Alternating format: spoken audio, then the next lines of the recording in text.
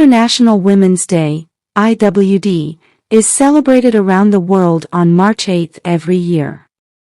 It began as a campaign for better working conditions by women in New York at the turn of the 20th century.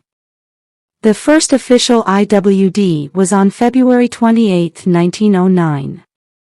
No one knows for sure why the date changed to March 8, but this is the date when thousands of women started annual marches in New York streets. The first International Women's Conference took place in 1910, in Denmark. Since then, IWD has spread around the world. Today it is an important day to highlight the economic, political and social contributions women have made to our world. Women can now be happier that things are moving in the right direction. IWD is an official holiday in many countries, including Algeria, China, Cuba, Italy, Poland, Vietnam, and Zambia. All across the world, men give flowers and other gifts to the women in their lives, mothers, wives, girlfriends, sisters, teachers, etc.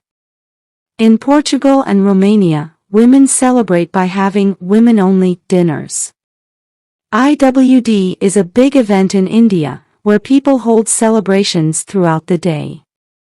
Indian men want to show how important women are to their society.